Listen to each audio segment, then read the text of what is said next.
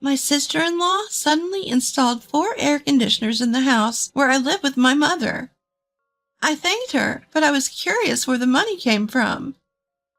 I did it myself. Don't worry about it. I had a bad feeling about her response. Rushing to my room, I checked my bank book. I found it, feeling relieved for a moment. However, my name is Cindy Smith. I'm living with my 83-year-old mother, Mary. I used to work as a nurse until 2 years ago. But since retiring at 60, I've been devoted to caring for my mother, who has dementia. My father became disabled in a traffic accident when I was 30. Concerned about him, I returned home.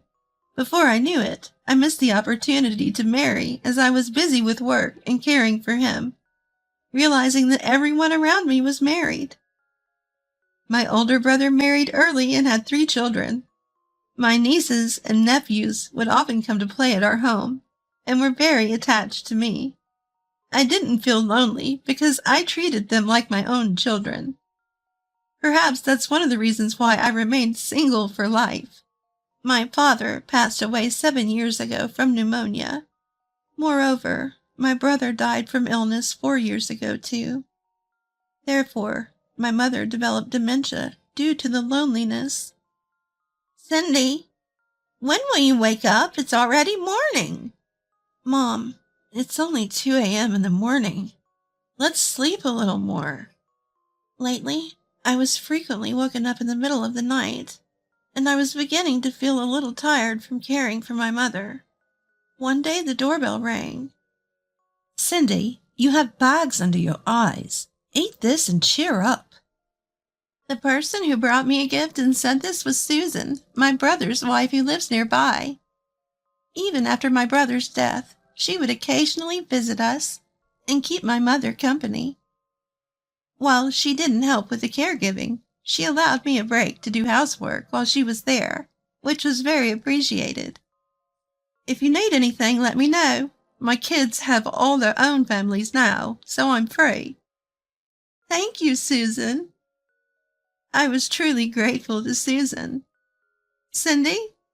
Mary? Hello? Susan came to visit as usual. All right, let's get the housework done while I have a chance. Today I had to take my mother to the hospital first thing in the morning, so I haven't finished anything at home yet. Preparing dinner, cleaning, laundry, I've got a lot to do. While Susan is keeping an eye on my mother, I bustle around to try to get as much housework done as I can. While I glance at my mother's room, she's alone. Did Susan go to the restroom? Seeing that my mother is in a good mood, I return to my chores. Having finished folding the laundry, I peeked into my mother's room, and she's still alone. Silently making paper craft? Mother, where's Susan? I don't know. Susan, you've been in the restroom quite a while. I wonder if she's not feeling well. Thinking this, I went to my room to put away the folded laundry. Yikes! Susan was standing in my room where no one should be, and I was surprised. Susan, what are you doing in my room? There's no air conditioner in this house, so I was looking around to see where it would be best to install one. Susan replied nonchalantly. If that's the case, she could have asked me instead of just going into my room. I was a bit peeved that she had entered my room without permission. But Susan, unaware of my mood, continued to talk while looking around. I'm very grateful to you, Cindy, for always taking care of my mother-in-law, so I'm going to gift an air conditioner for your room as well. Oh, thank you! I'm glad she's giving me an air conditioner as a gift, but I wish she hadn't entered my room without asking. But Susan didn't mean any harm, and it's a fact that I'm being helped by her visits. She's my sister-in-law. I should be patient. Thinking this, I decided not to complain about her entering my room this time. 2 weeks later, the installation of the air conditioners was completed. Air conditioners were installed in each of the rooms we use, including mine, totaling 4 units. Both Mother and I expressed our gratitude to Susan, who took care of all the procedures and payments. Susan, thank you. By the way, what about the money? Don't worry about it. I did it myself, she said with a cheerful smile. Really? Thank you. I showed Susan my deep appreciation, but I felt a pang of worry inside. Susan had always been a homemaker. She's supposed to be living on her pension and savings left by my brother, but she bought 4 air conditioners all at once? That's quite lavish, isn't it? On closer thought, it wasn't just about the air conditioners. I remember my nieces and nephews and their kids, who are Susan's grandchildren, complained that Susan always takes them out to eat. Like their parents, the kids also look up to me and affectionately call me Granny Cindy, treating me like their actual grandmother. I was craving for Granny Cindy's home-cooked food. I recall them saying this when they visited me, complaining that they're tired of the heavily seasoned restaurant foods at Susan's. Eating out with all those people every time must cost a fortune. I remember feeling worried about Susan's financial situation when I heard this. Another time, a nephew who had just graduated from high school and got a job showed up in a brand new car. Where did you get the car? I asked with my eyes wide with surprise. Granny Susan bought it for me, he said. Susan did, I exclaimed, taken aback. And to my further astonishment, he revealed that Susan has been giving expensive gifts like cars and bags to her other grandchildren as well. Why does Susan have so much money? I've been asking my nieces and nephews and their kids every chance I get. To my surprise, they all say the same thing. Granny Susan seems to have won at the slot machines. Remembering all this, I was taken aback. Could it be? I quickly went to my room to check my bank book. There it was. Thank goodness. I had been worried that when Susan was in my room uninvited the other day, she might have stolen my bank book. But I was relieved to see that wasn't the case. Just to be sure, I thought I'd also check my mother's bank book. I looked in the drawer where I usually keep it, but I couldn't find my mom's bank book or her seal. Mom, do you know where your bank book and seal are? I checked them the other day and put them back in their usual place. Perhaps she forgot where she usually puts them. I thought maybe she had moved them to some other place and started looking all over the house, but I couldn't find the bank book or the seal anywhere. Could it be? I decided to call Susan. Hello, Susan. I can't find my mom's bank book and seal. Do you know anything about it? I don't know. People with dementia often get paranoid about theft. Maybe your mother-in-law hid it somewhere. Susan responded, not taking me seriously. I've searched all over the house and couldn't find it, so I'm thinking about talking to the police. I tried to stir her up. What? The police? Wait a minute. I'll help you look for it. Suddenly, Susan began to panic. She hung up and arrived at our house in no time. Here they are. In Susan's hands were the bank book and seal with my mother's name on them. Why do you have them, Susan? Susan wouldn't answer my question. I opened the bank book and was stunned. Since I had been providing all of the living expenses, my mother's Social Security benefits should have been almost untouched, with a balance of several $100,000. However, the balance recorded was less than $100,000. Looking closely, I could see that a total of about $200,000 had been withdrawn several times over the past year. What's the meaning of this? Susan kept her head down in silence. You thief! When I confronted Susan, she abruptly raised her head to argue back. I'm the one taking care of your mother-in-law like this. It's only fair that I get some compensation. Why should you get all of your father-in-law's savings? It seems that Susan had been unhappy for a long time, ever since her father passed away and her brother renounced his inheritance. When their father died, her brother told her, "Cindy, I'm sorry. I've dumped all the caregiving for our parents on you, even though I'm the eldest son." He confessed that he had always felt guilty because he believed that the reason she remained unmarried was because she had missed her chance to wed due to her work in taking care of their parents. Caring for our parents is a given, and besides, I'm not even sure I would have been married if I wasn't busy. With a laugh, I responded. My brother then said, "Actually, I should have been the one taking care of Mom, but I think I only have a few years left to live. I hate to impose, Cindy, but could you please continue to look after Mom? Our dad didn't leave any debt, so I will renounce my inheritance.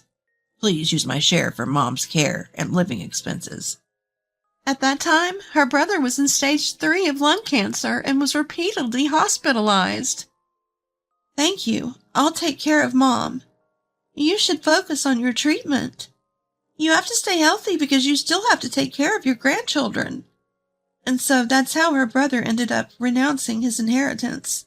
However, Susan, who seemed to resent this, subtly courted their mother's favor and skillfully investigated the whereabouts of her bank book and seal over the years after her brother's death. Moreover, this money is used for your air conditioner costs and pocket money for your great-grandchildren. Susan, who seemed to have no malicious intent, claimed with confidence that their mother would absolutely be happier if the money was used for herself and her great-grandchildren during her lifetime. As I fell silent, Susan started to say even more incomprehensible things. "When your mother-in-law passes away, I will probably receive the inheritance. It's a natural right as the wife of the eldest son," even as I wondered what she meant to say by natural right. Susan asserted that since I don't have children, naturally the future maintenance of the grave would be done by her own children. Therefore, she claimed that the house and land should also be transferred to her as a form of compensation. Keeping quiet would only let her get carried away. What was she talking about? She claims it's for our mother, for the great-grandchildren, but that's just a camouflage. Most of it was being used for Susan's leisure expenses. I felt a boiling rage. It was impossible to have a proper discussion with this woman. Realizing this, I reported to the police that she had been arbitrarily using my mother's precious savings. A few days later, my nephews, nieces, and their children all came to my house. "Aunt Cindy, we heard everything from the police. We're really sorry that Mom was taking out Grandma's savings arbitrarily." Everyone apologized in unison and promised that they would definitely repay the $200,000 that Susan had spent, no matter how many years it took.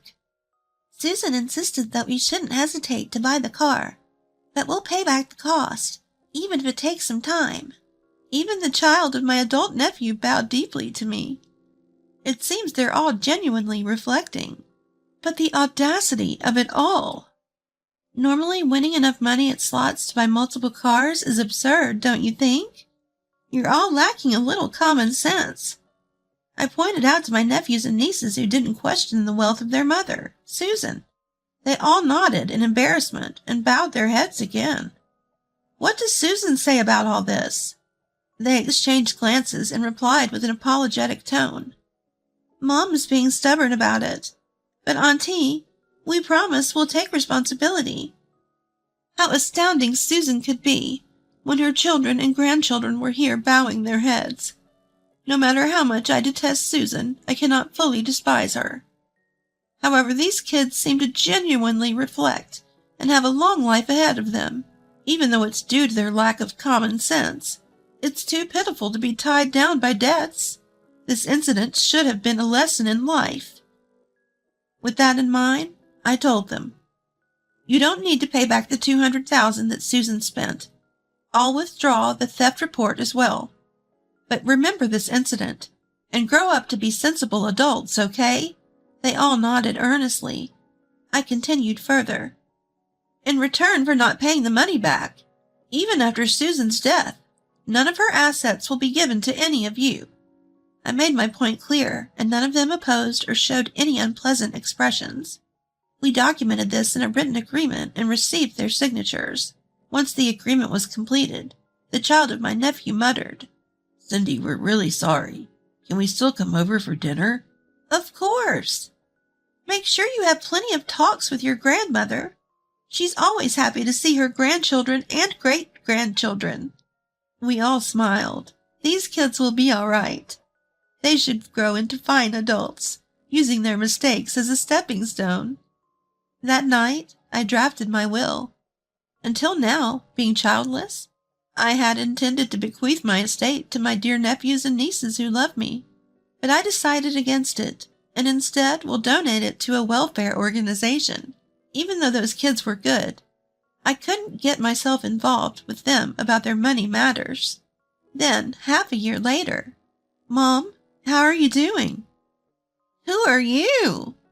"I'm your daughter, Cindy." "You came. That's good." My mother's dementia has significantly worsened. She doesn't even recognize me anymore. Her wandering and personal care have become very challenging. So 3 months ago, I had to put her in a nursing home. Now I'm living in an apartment near the facility, and I visit my mother every day. That's my life. When I put my mother in the nursing home, I made a bold move. I sold our house and land and moved to a place where Susan and others wouldn't find us. Since then, I haven't met with Susan. Even after I dropped the theft charge, there was absolutely no contact from Susan. Well, that's to be expected, but I was getting more and more irritated with her every day. "Cindy, smile! Smile!" One day, my mother's words shocked me. "If things keep going like this, I'll become a boring person full of hatred." Feeling a sense of crisis, I left the house I was familiar with and decided to start life in a new place. I finished moving and called my nephews and nieces to let them know I was now living out of state. "You still can't forgive Mom, can you?"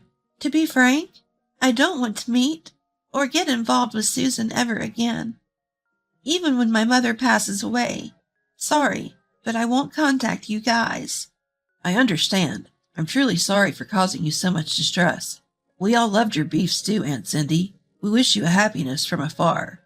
Tears rolled down my cheeks at his words. Just as I thought, these kids were good.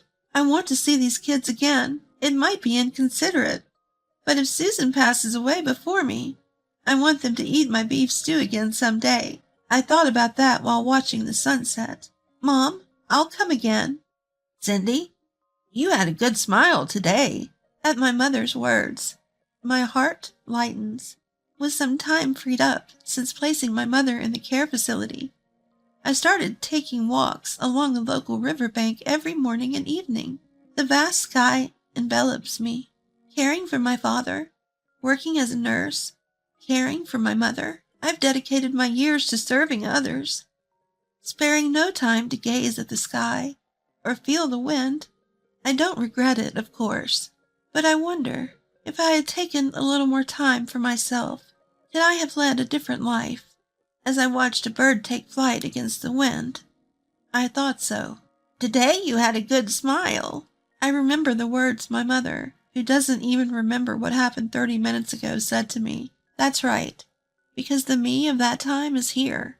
The me of now exists. I left my familiar place and came here to lead a new life. From now on, I will live with even more smiles.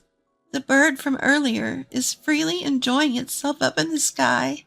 I will live here feeling the wind, looking up at the bright sky. I made that pledge to myself.